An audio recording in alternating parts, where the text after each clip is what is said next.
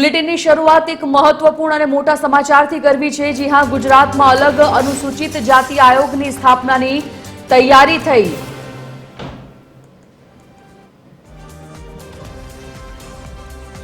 ST સમુદાયોના કલ્યાણ અને અધિકારોના રક્ષણ માટે સરકારે કવાયત હાથ ધરી છે। તો એસટી સમુદાયના કલ્યાણ અને અધિકારોના રક્ષણ માટે અલગ આયોગ બનશે। સામાજિક ન્યાય અને કાનૂની વિભાગે કાયદો ઘડવાની પ્રક્રિયા શરૂ કરી છે। भेदभाव અને અન્યાયની ફરિયાદોની તપાસ માટે આયોગને ખાસ સત્તા મળી શકે છે। પ્રસ્તાવિત આયોગને સિવિલ કોર્ટ સમકક્ષ સત્તાઓ આપવાની શક્યતા છે। તો આયોગની રચના મુદ્દે એસટી સમુદાયના પ્રતિનિધિઓ સાથે ચર્ચા વિચારણા પણ કરવામાં આવશે। પ્રક્રિયા પૂર્ણ થયા બાદ આગામી સપ્તાહોમાં સત્તાવાર જાહેરાતની શક્યતા છે।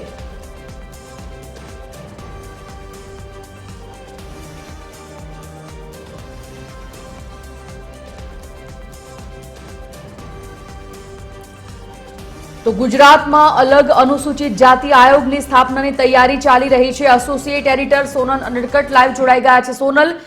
આજે કઈ અત્યારે તૈયારીઓ છે ગુજરાતમાં અલગ અનુસૂચિત જાતિ આયોગની સ્થાપના માટેની? આ તૈયારીઓના ભાગરૂપે કેવા પ્રકારની ચર્ચા વિચારણા અને સાથે કેવી તૈયારીઓ?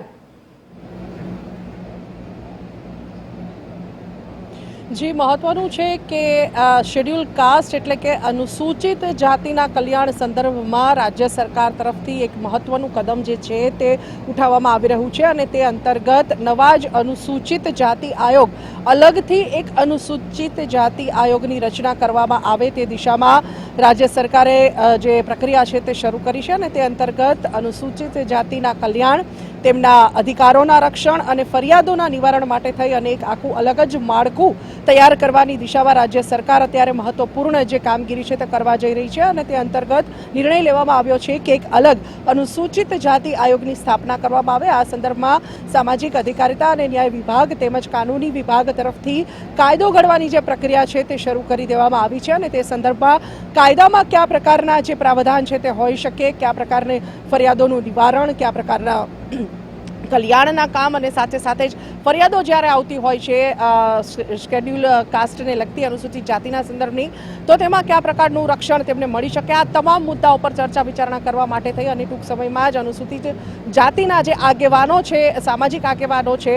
તેમની સાથે સરકાર એક બેઠક પણ કરી શકે છે અને તે સંદર્ભમાં તેમના અભિપ્રાય જે છે તે પણ મેળવવામાં આવશે અને ત્યારબાદ જે કાયદો છે તે ઘડવામાં આવવાની જે પ્રક્રિયા છે તે શરૂ કરી દેવામાં આવશે। અત્યારથી તેના પર જે મંથન છે તે શરૂ થઈ ચૂક્યું છે, તે દિશામાં સરકાર આગળ વધી ચૂકી છે અને ટૂંક સમયમાં જ જે આ બેઠક છે તે થશે। મહત્વનું છે કે જે અલગથી આયોગ બનવા જઈ રહ્યું છે તેને જે સિવિલ કોર્ટ સમકક્ષની જે સત્તા છે તે પણ આપી શકાય છે, તે પ્રકારનું પણ હાલના તબક્કે માહિતી સામે આવી રહી છે। કેમ કે જે પ્રકારે અનુસૂચિત જાતિના કાયદાઓના રક્ષણ સંદર્ભમાં સરકારે મક્કમ નિર્ધાર કર્યો છે, તો તે જોતા એવું પણ લાગી રહ્યું છે કે જે અલગથી આયોગ તૈયાર થશે તેને સિવિલ કોર્ટ સમકક્ષની જે સત્તા છે તે આપવામાં આવશે અને તેના આધારે અનુસૂચિત જાતિના જે કંઈ પણ સમસ્યાઓ છે, જે ફરિયાદો છે, તેનું નિવારણ આયોગ મારફત જ થઈ જાય તે પ્રકારનું જે માળખું છે તે તૈયાર કરવાની દિશામાં સરકાર આગળ વધી રહી છે અને તે સંદર્ભમાં પ્રસ્તાવિત આયોગને અન્ય રાજ્યોની જેમ જ જે આ સત્તા મળે, ભેદભાવને લગતી જે સમસ્યાઓ છે, ફરિયાદો છે,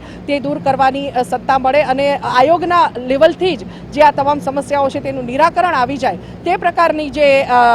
સત્તા છે તે આપવાની વિચારણા હાલ સરકાર કરી રહી છે અને તે અંતર્ગત આ જે માળખું છે નવું તે તૈયાર થવા જઈ રહ્યું છે અને તે સંદર્ભમાં કાયદો ઘડવાની દિશામાં સરકાર આગળ વધી રહી છે, જેના ભાગરૂપે ટૂંક સમયમાં જ જે અનુસૂચિત જાતિના આગેવાનો છે, સામાજિક અગ્રણીઓ છે, તેમની સાથે એક બેઠક કરશે અને તેમાં તેના સૂચનો પણ મેળવવામાં આવશે। સૌથી મહત્વનું છે કે અનુસૂચિત જાતિના કલ્યાણ માટે સરકાર ચિંતિત છે અને તે દિશામાં સરકાર તરફથી આ એક મહત્વપૂર્ણ નિર્ણય લેવામાં આવ્યો છે અને